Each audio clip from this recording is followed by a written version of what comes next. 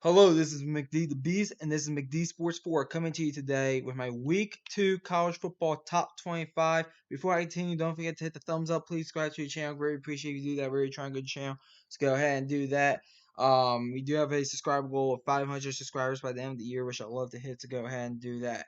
So, first of all, what a week of football this past weekend in college football for week 1. Several upsets, several great games.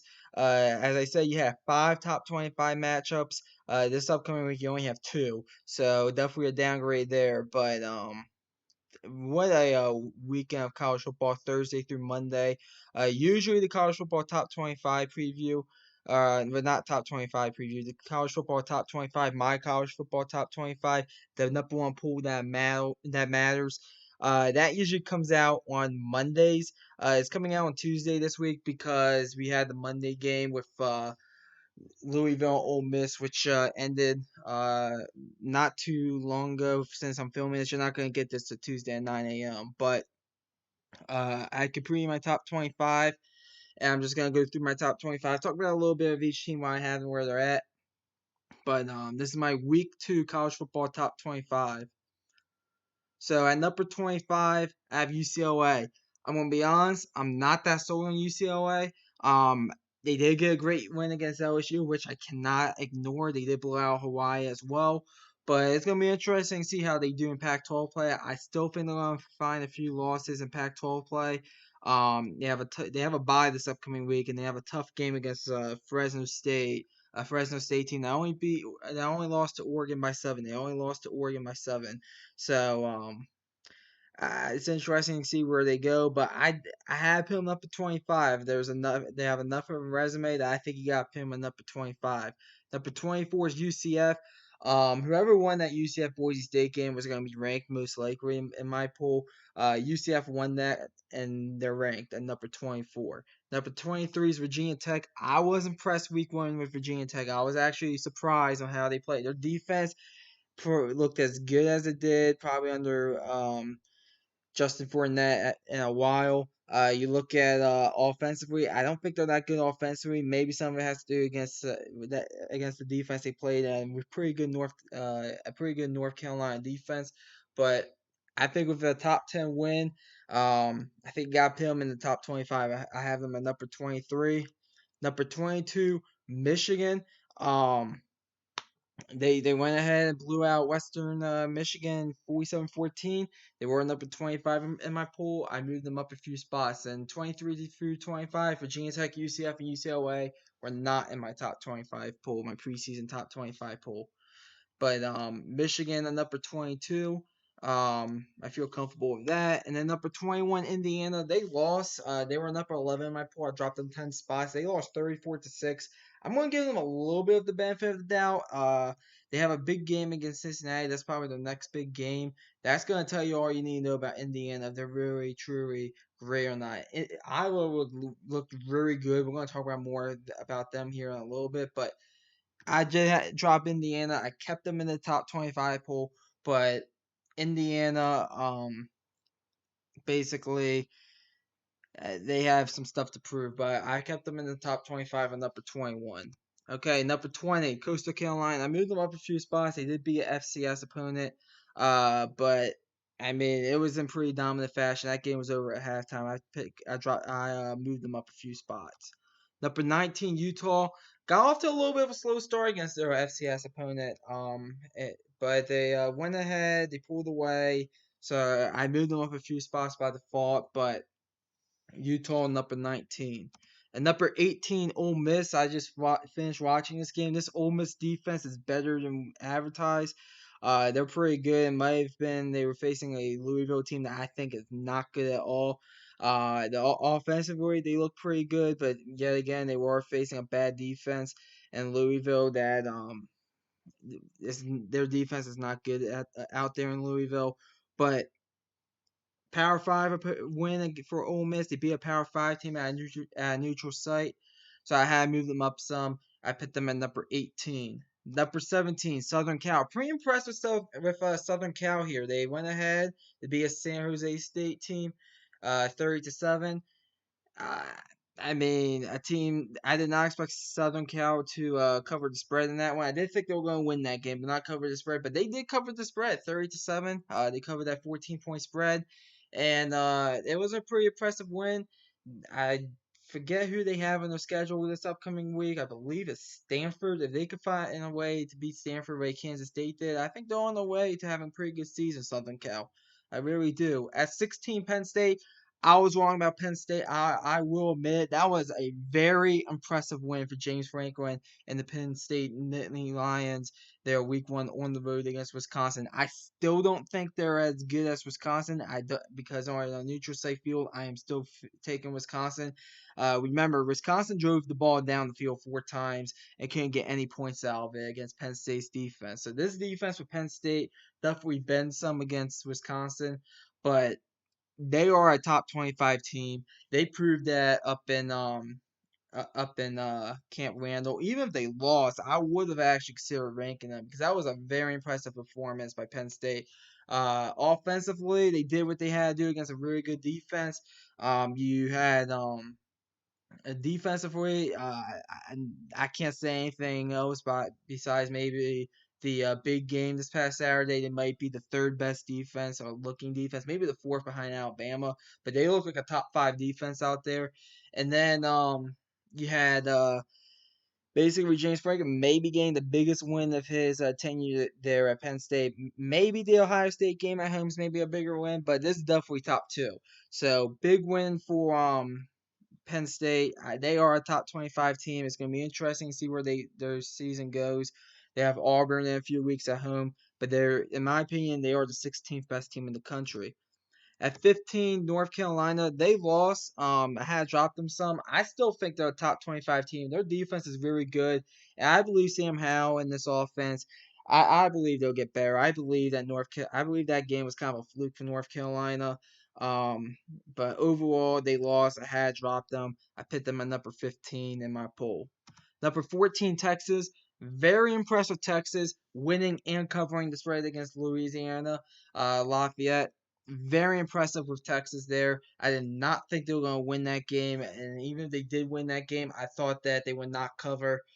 Very impressive 38-18 victory for them. I do think Texas overall, I said this when we were talking about these games on Saturday. I do think Steve Sarkisian is an upgrade from Tom Herman. And listen, I know it's a short sample size, but in my honest opinion, Tom Herman would have lost that game week one against Louisiana. So I do think that's an upgrade. It's gonna be interesting to see where they go. Texas, obviously, they have Oklahoma and Iowa State on the schedule. They have a big game against Arkansas, a future opponent when they go to the SEC. So pretty impressive Texas, but we'll see what happens with them. At 13, I do have Wisconsin, and as I kind of said earlier, I still think Wisconsin's the better team over Penn State from what I saw on Saturday. Offensively, Graham Mertz. Uh, listen, Graham Mertz played bad, especially when you saw Jack Cohn light up Florida State. That was not a good look for Graham Mertz or Wisconsin. I mean, he drove the ball down 4 times, threw 2 interceptions. They fumbled the ball in a snap, and then the field goal got blocked. I mean, if you score a touchdown any of those 4 drives, you will have won the game. So, I think I believe in Phil Chris. I think he's one of the most underrated, if not the most underrated head coach in the country. Um, I believe he's going to fix these things. I think Wisconsin at the end of the season is still going to be a top 15 team. I still think they are a top 15 team, so I put them at number 13. At number 12, Florida. A little bit of a quarterback controversy there in Florida. Emory Jones, I mean, he played fine. Emory Jones, let's be real, but they went in, got Anthony Richardson. He only threw 3 for 8, but the way he was able to run the ball was a lot better than Emory Jones. Um, I mean, there was a quarterback controversy. The good news for Florida is that they face a team next week in South Florida that does not have a quarterback. South Florida will kill to have both of those quarterbacks, either one of those quarterbacks. But that's the good news. The bad news is that the week after that, you get Alabama. at home, but the way Alabama looked in week one, that's kind of scary, especially if you can't figure out your quarterback position. My gut tells me they're going to play both quarterbacks again against South Florida. Some of it because it's going to be a blowout. The other reason is maybe Dan Mullen isn't sure about his quarterback situation. By the way, I'm just going to say this. If you're a Florida fan, you got to question Dan Mullen's ability to evaluate the quarterback position. He screwed up in 2019 when he should have had Kyle Trask in there, at least for that whole 2019 season. Hell, maybe even that 2018 season. And now with this situation, it looks like he might have screwed up again. I think it's pretty close between the two. I do think neither quarterback really has much of an arm, but if Anthony Richardson, if he's the better runner, I think you gotta go with him. They refer to him as AR-15 down there, which is kind of funny down there in Florida. But they did get a win over FAU. Didn't cover, which kind of ticks me off because there was a backdoor cover moment when FAU scored a touchdown to get it to 35-14. But they'll beat South Florida. I'm pretty sure they will. And after that, you better hope and pray that Alabama doesn't come in there and play like they did against Miami. So we'll see what happens. But Florida's number 12, and then number 11 just missing out of the top 10 is number 11 Oregon. My opinion about Oregon is I don't think they're a top 10 team, and they didn't prove anything to me differently after this past game against Fresno State. They did win 31-24. Some people are high on Fresno State, so I guess that's a good win for Oregon. But you got a big game against Ohio State here in week 2. Right now, you're a 14-point dog. You will see my pick for that game on Wednesday, but overall, just not. I'm just not overwhelmingly a good performance for Oregon. I mean, you got the win, but it wasn't really impressive in my opinion. So I think I did move you all up one spot, but I have Oregon at number 11. Now the top 10. At number 10, Iowa State. I did move Iowa State back a few spots. You cannot be only beating Northern Iowa by 6 points. And the same thing kind of happened a few years ago when some people were higher on Iowa State, and Northern Iowa took them to double overtime. I remember watching the game. I guess the good news this time is that you weren't taking it to overtime against them, but you gotta be beating Iowa. If you're Iowa State, you gotta be beating Northern Iowa by a minimum of like 3-4 touchdowns. I know Northern Iowa is one of the big powerhouses in the FCS, but you gotta find a way to at least win that game by 3 touchdowns. So I did move them back some.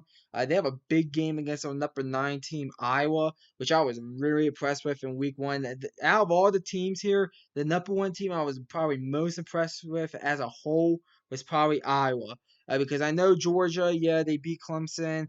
Bama ran Miami out the door, but I was really impressed with Iowa. They were facing that was a top 25 matchup at home. That was one of those that I think they were favored by 3 points. They had win. That's one of those if you want to have a successful season, you gotta win. And they took care of business. 2 pick sixes. This defense is really good for Iowa. And they faced Iowa State. This is a huge game. It's probably the biggest game in this rivalry, the Cyhawk Trophy Series. I believe is what it's called out there. But in my opinion, you do have a top 10 matchup this week. According to my poll, number 9 Iowa versus number 10 Iowa State. This is a huge game. Game day is going to be there. It's 7 versus 18 in the poll right now. I believe that's going to change to at least a top 15 matchup. But in my opinion, I think Iowa, from what I saw this weekend, is the 9th best team in the country. And what I saw from Iowa State this weekend, I have them as the 10th. I have them as the 10th best team in the country. So very high on both of these teams. And this is a huge matchup. I can't wait. 4:30 on ABC. College Game Day will be there. Number 8, Notre Dame. They did go ahead and be a Florida State team. Which let's be honest, I think Florida State looks a lot better with Mackenzie Millen in that quarterback. I didn't recap the Sunday or Monday night game. I did watch both of those games entirely, so I will talk about those games. I already kind of talked about here on the Ole Miss Louisville game. There's not really much to say about that, but I'll say this about Florida State. They look like a complete different team when Mackenzie Millen's in there. Matter of fact, they should probably stay with Mackenzie Millen. Once again, I don't know what Mike Norvell was thinking. varying the quarterback position. I know a lot of people were saying Jordan Travis. That's his name, Jordan Travis. Keep on calling him Jordan Baker for some reason. Jordan Travis.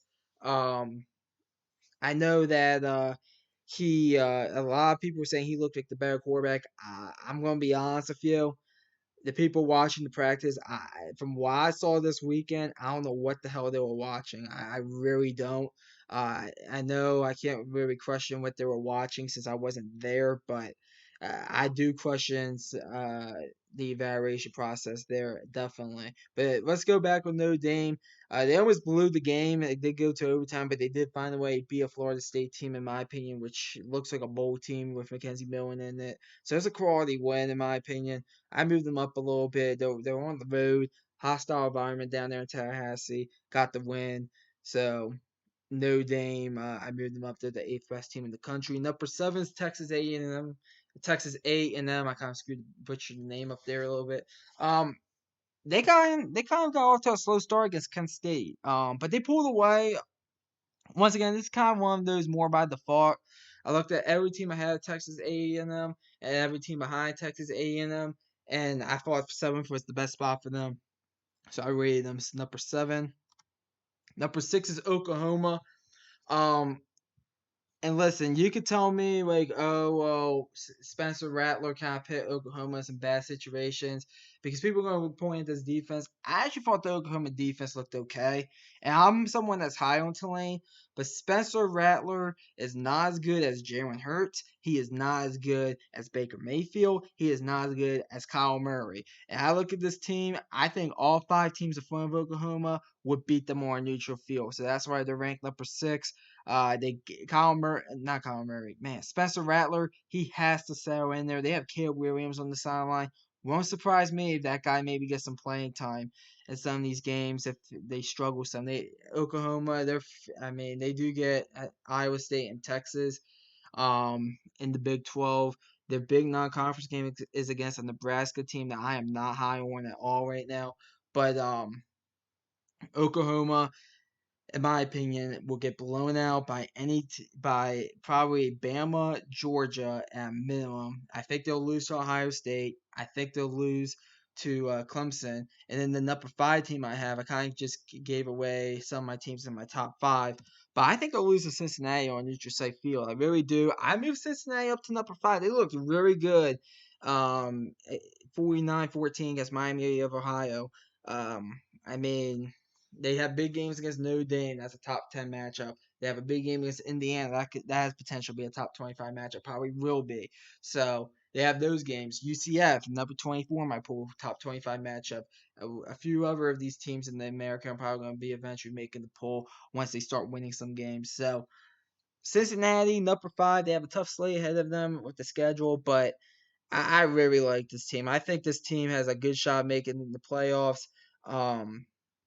As you can see, I do think from what I saw in week one, I do think they beat Oklahoma on neutral site field out of the top five. So I moved Cincinnati up to number five. And number four is Clemson. I want to talk about Clemson a little bit here. A lot of people saying they should fire Tony Elliott. That's crazy talk. You look at Clemson. I actually think Oklahoma, the way Oklahoma looked, kind of bailed out Clemson. And here's why. And I was saying all throughout the offseason, if Clemson loses to Georgia, I think if there's a lot of one-loss teams, if those four undefeated teams, including a group of five like Cincinnati ahead of them, I think that Clemson should be not in the playoffs. If there's two one-loss SEC schools, I think Clemson should not be in the playoffs. If there's two one-loss Big 12 schools, I think Clemson should not have been in the playoffs. I mean, even if two lost Big 10 schools, I don't think Clemson should have been in the playoffs. You look at Clemson, that schedule, their next toughest game, I would say, is either NC State or Boston College, one of the two. I would say Boston College just because I think they're better than NC State personally. But overall, I think Oklahoma, the way they look, kind of bailed out Clemson. I know Clemson only scored 3 points against a Georgia team that, let's be real, that was the best defensive performance under Kirby Smart since he's gone there. But Clemson's defense only gave up 3 points as well. The only lone touchdown in this game was a pick six. You look at Clemson offensively, they'll get it together. I believe they will. I mean, in my opinion, I don't think they will face a better defense than what they did this season. So, in my opinion, I think Clemson will be fine. The question is, how weak does that schedule get? Because the ACC did not look good in week one. You had the big loss for Miami. You had Clemson losing, obviously. So the North Carolina lost. So all your top teams kind of lost in the ACC. So we'll see what happens. But I only moved Clemson down one spot because at the end of the day, it was a 10-3 game. The lone touchdown was a pick six. The defense looked outstanding. I think I think Clemson will be fine. They'll figure it out offensively. They gotta run the ball better though. They really do. Number three is Ohio State. I moved them up here by a spot. You look at or two spots rather. You look at Ohio. Actually, I only moved them up one spot. I had Georgia at 5. I only moved them up by one spot. They beat Minnesota 45-31. Minnesota, I mean, they looked like an 8-win team. I think that was a very quality win. They're on the very back and forth game, kind of pulled away there a little bit. Big game against Oregon. We'll see what happens in that one. You're a 14-point favorite at that point. Don't know if you cover that, but I am kind of leaning Ohio State at this point. But Ohio State, quality win. I moved them up one spot. Number two is Georgia. I thought about putting Georgia number one. I really did. That was the most impressive defensive performance that I've seen in a while from any team, really. You got to give Kirby Smart a lot of credit for that defensive performance. A little bit concerned about the offense. Maybe they ran into a really good defense at Clemson as well. I think the top 5 defenses in the league are Bama, Georgia, Clemson, Penn State, and Wisconsin from what I watch. You look at Georgia. The next big test is probably Auburn, more likely or not. I mean, I have to look at the schedule to tell you, but they get Florida. They have Auburn. Uh, who else did they get out of the West? Arkansas. I forget who else they get out of the West, but they have Florida and Auburn on the schedule, and they'll get Bama in the SEC championship game if they get there. But gotta be better offensively if you're Georgia if you want to win the whole thing. But defensively, oh yeah, you're right there. You're definitely right there defensively. And then number one is Alabama. As I said, I thought about moving Bama down to 2 because I thought Georgia had a more impressive win and actually a more impressive performance on defense. But Alabama did whatever they wanted against a top 20 team in Miami, at least in week one. They're not in the pool this week. I'll talk about them more here in a second. Uh, very quality wins, a top 25 win. Alabama did whatever they wanted against Miami. They really did. And I think it's going to be tough to beat Bama this year. I mean, they do get Texas A&M. They do get LSU. They do get Ole Miss. They'll get Auburn. So we'll see what happens. And they get Florida as well out of the East. So we'll see what happens. But I think it's going to be tough to beat Bama this year from what I saw in week one.